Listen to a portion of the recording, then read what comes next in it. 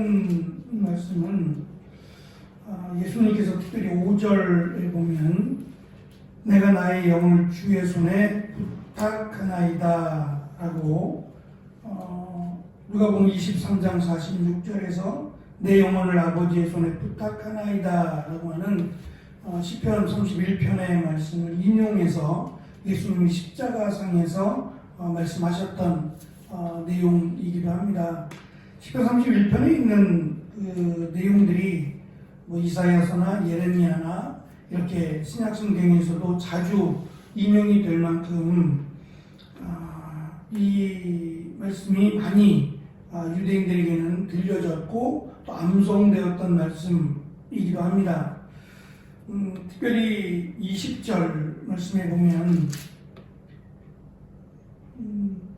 장막에 감추사라고 하는 내용과 23절에 보면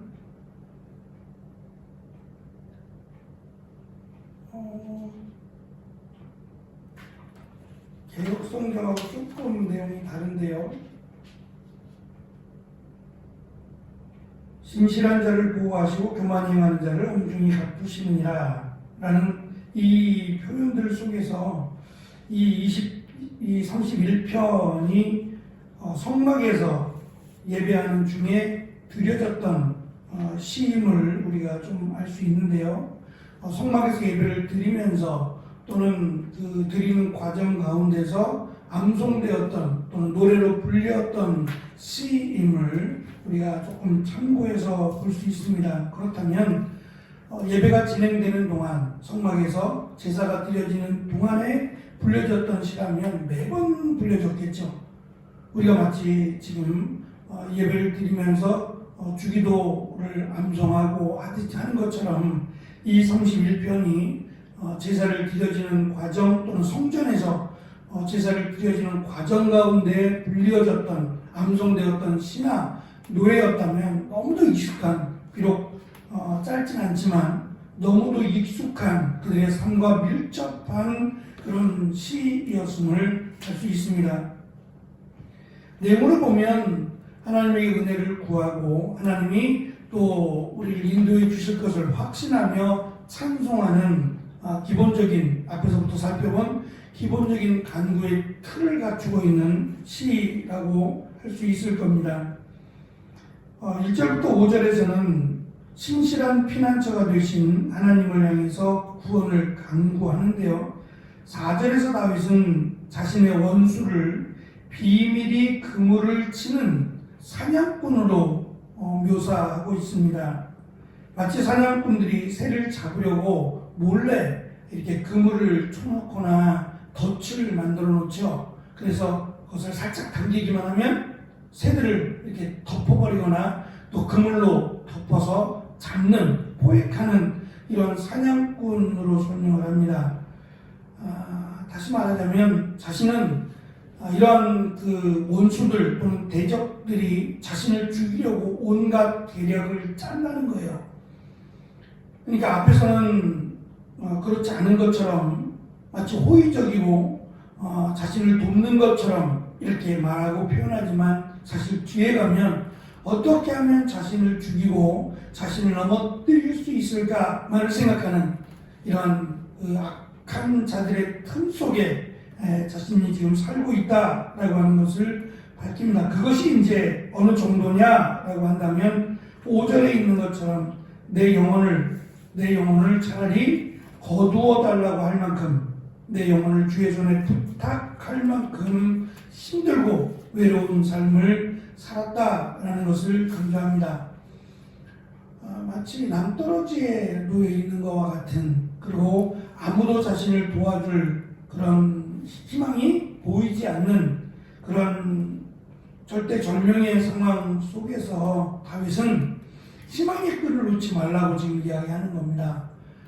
자신의 어떠한 그 삶 속에서 깨달은 하나님을 향한 그런 그 지혜를 이 시편에 담아서 이 시를 노래하고 또 이 시를 암송하는 후손들에게 마치 자신이 겪었던, 조금 과대하는 경우가 있어요.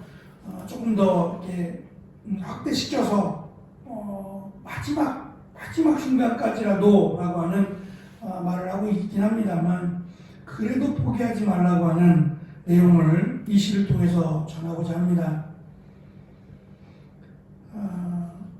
제가 잠시 전에 있던 교회에서 이렇게 긴 시간을 사역하게 될 줄은 몰랐어요. 근데 꽤 긴 시간을 사역하게 되면서 특별히 이제 교회에 저는 이제 그쪽 교단이 아니니까 같은 교단 사람이 아니어서 교구를 맡기는 아무래도 어렵고 행정을 맡게 되면서 그 청년들을 맡게 될 기회가 있었어요. 그래서 청년들을 맡아서 딱 1년 사역을 했는데 그때 제가 잊을 수 없는 사건이 있었습니다. 그 친구의 성은 제가 잘 기억이 안 나요. 왜냐면 예배에 참석한 숫자가 얼마 되지 않았어요. 몇 번. 근데 그때마다 이 친구가 이게 치료를 받고 있었기 때문에 여름이 되면 이렇게 긴 옷을 잘 안 입잖아요. 근데 이 친구는 몸도 약하고 좀 말랐었는데 늘 이렇게 긴 옷 같은 거를 입었어요. 여름인데도 불구하고 더울 텐데 긴 옷을 주로 입었어요. 눈에 띄죠? 한여름인데 얼마나 덥겠어요. 보통 그 아가씨들 같은 경우는 뭐 여름엔 나시도 입고 하는 그렇잖아요. 그런데 긴 옷을 입었다라고 하면 조금 눈여겨볼만 하잖아요. 근데 이제 제가 전달받기는 몸이 약하다라는 이야기를 전달받았기 때문에 몸이 약해서 추위를 많이 타니까 아마도 긴팔을 입었나 보다라고 생각을 했어요. 나중에 이제 병원에 또 입원했다는 소식을 듣고 병원에 가서 보니까 그럴만하겠다라고 하는 생각을 거기서 하게 됐어요. 병원 옷을 입고 있고 입원실에서 이제 혼자 있는 방이었는데 하루만에 주사를 맞아가지고 온 팔이 다 멍해요. 이쪽이든 하루만에 주사를 맞다 보니까 또 뭐 수액을 맞고 이러다 보니까 이 팔뚝 전체가 다 멍투성이에요. 그러니까 그 모습을 아가씨가 보여주고 싶지 않은 거죠. 그러니까 그걸 가리기 위해서 이제 긴팔을 입었는데 이 친구가 의외로 가서 참 힘든 시간을 오랜 시간 병원에 있었으니까 좀 어두워야 할 텐데 밝았어요. 굉장히 밝았는데 이 얘기 저 얘기 막 해요. 뭐 물어보지 않아도 막 반갑다는 식의 표현도 하고 자기의 일상을 막 이야기하는 어린 나이는 아니에요. 20대 후반이었으니까. 근데 이 친구가 목사님은 아시죠? 그러면서 이제 자기의 그 사생활 약간을 이야기해줘요. 마침 대화하는 중에 전화가 왔는데 남동생하고 통화하는 듯한 그런 느낌을 받는 대화였어요. 대화가 딱 끝나자마자 제 남동생이에요. 전화가 온 친구가 남동생이에요. 그러면서 남동생에 대한 이야기를 잠깐 해주는데 언뜻 듣기에도 굉장히 복잡한 가정사가 그러니까 같은 친동생이 아닌 어머니가 다른 그런 남동생이었고 또 얘만 있는 게 아니라 또 다른 어머니가 또 다른 아버지는 제가 이름만 대면 알 수 있을 거래요. 유명한 그 변호사인데 자기 이름만 대면 알 수 있는 아주 유명한 변호사고 그런데 이 어머니가 다른 그리고 자기 어머니가 무속인이었대요. 아주 복잡해요. 꽤 복잡한 가정생활 속에서 참 그래도 밝구나 라고 하는 격려를 해주고 이야기를 들어주고 나왔는데요. 교회에서도 보면 뭐 아는 사람도 없고 친구도 없지만 그래도 집중해서 예배를 드리는 모습을 볼 때 어느 정도 만난 지는 얼마 안 됐지만 그래도 감사하다라고 하는 마음이 있었는데 채 한 달이 못 되어서 이 친구가 자살했다는 소식을 들었어요. 자신의 오피스텔에서 뛰어내린 거예요. 그게 어떻게 가능했는지 모르지만 높은 곳인데 오피스텔이 높은데 그 높은 곳에서 그냥 밖을 향해서 뛰어내린 거예요. 그 소식을 이제 건너 듣게 됐어요. 건너 듣게 됐고 병원조차 가르쳐주지 않는 거예요. 아무도 그 병원이 어느 병원인지, 이게 자살한 사람만 받아주는 병원이 따로 있는데 병원조차를 가르쳐주지 않았어요. 가고 싶어도 갈 수 없는 상황 속에서 이제 몇 번을 건너서 보통 이렇게 사람이 죽으면 장례식을 하잖아요. 근데 그 장례식도 가르쳐주지 않는 거예요. 병원을 가르쳐주지 않는 이유가 장례식장을 가르쳐주지 않는 거예요. 그리고 보통 3일 정도 지나야 되는데 그게 아니라 그 다음날 바로 화장을 했다는 거예요. 그래서 그 화장터가 많지 않으니까 화장터를 갔어요. 갔더니 어제 사망을 했는데 오늘 화장을 한 거예요. 근데 어디로 갔냐? 저희가 갔을 때는 이미 화장이 끝난 상태였고 어디로 갔냐 그랬더니 그거는 밝히지 않았다는 거예요. 어디로 간 건지조차 밝히지 않았대요. 알려주지 말라 그랬대요. 그래서 가르쳐줄 수 없노라고. 제가 생각해 보니까 이게 뭐지? 친구들도 있을 것이고 그런데 어떻게 이렇게 그냥 후다닥 하고 해치워버리듯이 어떻게 사망을 했는데 오늘 화장을 했고 화장하자마자 바로 그냥. 그래서 왜 이렇게 할까라고 생각했더니 이제 같이 갔던 동행했던 분이 아버지 입장에서는 자기 이름에 누가 될까봐 그런 부분을 아예 그냥 흔적을 지워버리느라고 그랬을 것이다 라고 이야기합니다.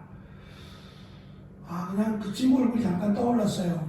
굉장히 밝았던 그 모습. 그런데 그게 밝은 게 아니었던 거죠. 겉으로는 밝은 것처럼 했지만 그 안에는 상당히 곪아있고 굉장히 버거운, 내가 조금 더 처음이자 마지막이 된 그때를 조금 더 그 친구의 이야기를 들어주거나 아니면 그 친구의 겉모습만 볼 게 아니라 그 친구의 내면을 좀 살펴봤어야 하는데 라고 하는 후회를 남기고 아직까지도 제 마음 한편에 남아있는 무거운 짐입니다. 그 친구의 이름이 사랑이에요. 사랑.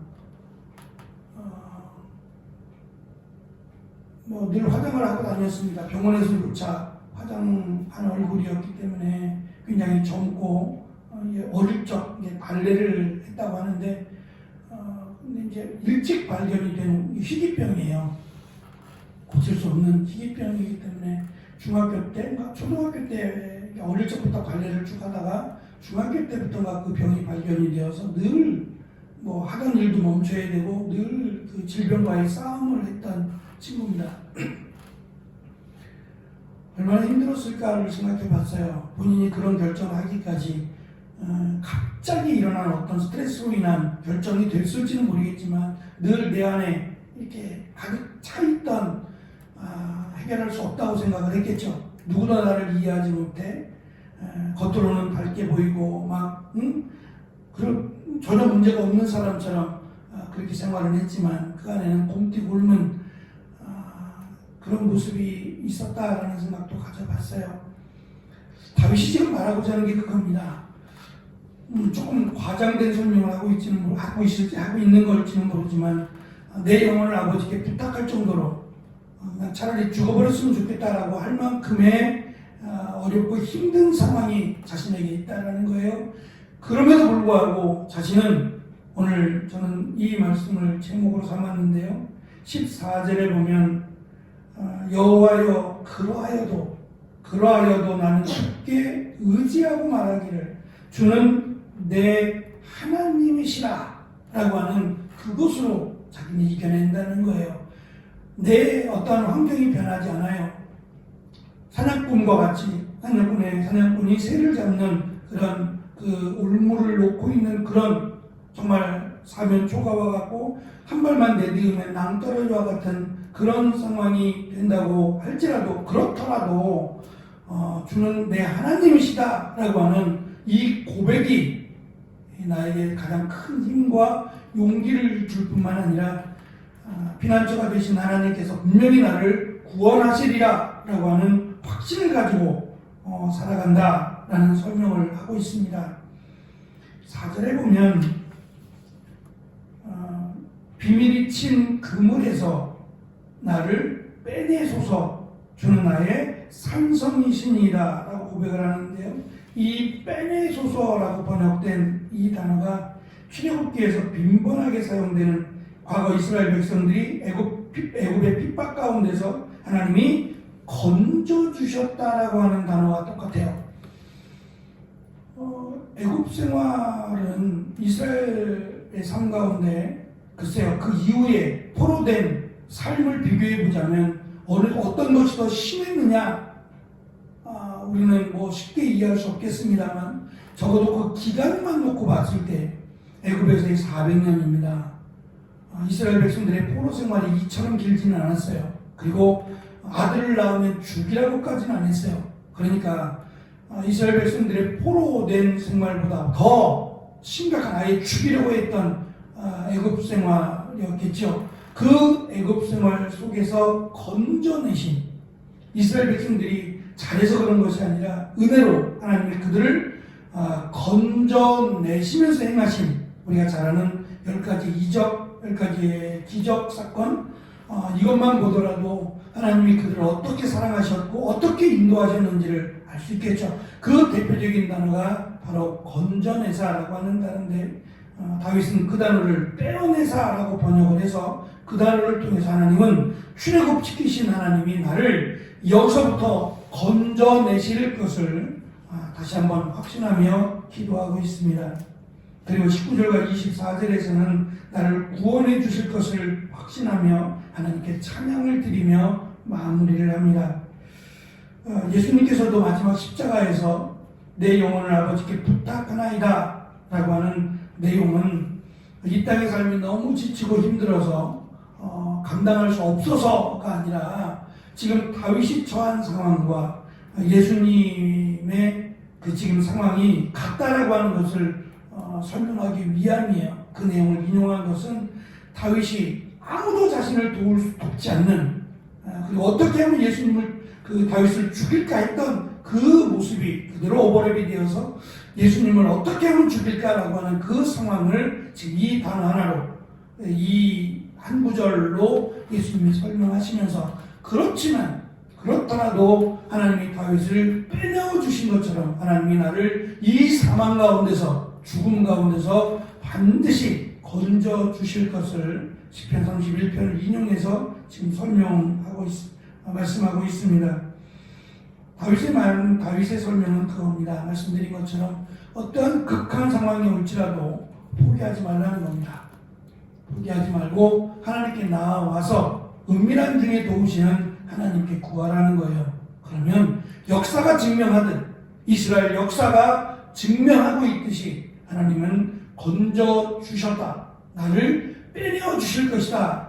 왜냐하면 주는 나의 하나님이시기 때문에 라고 하는 설명을 함으로 이스라엘 백성들이 지금 포로로 잡혀간 그때도 불려졌던 시라고 이야기하는데요. 포기하지 말라는 겁니다. 이 포로된 삶 속에서도 포기하지 말고 주는 내 하나님이심을 바라보며 끝까지 인내함으로 하나님께 나아갈 것을 다윗은 권면하고 또 가르쳐주고 있습니다. 하여튼 이 시의 내용을 통해서도 꽤 긴 시지만 결코 포기하지 말 것을, 그리고 어떠한 상황에서도 하나님께 나와 기도할 것을 이 시는 우리에게 권면하고 가르쳐주고 있습니다. 이 시의 말씀을 우리 가슴속에 꼭 간직하며 어떠한 경우에도 하나님을 놓지 않는 귀한 은혜가 있기를 축원합니다. 기도하겠습니다.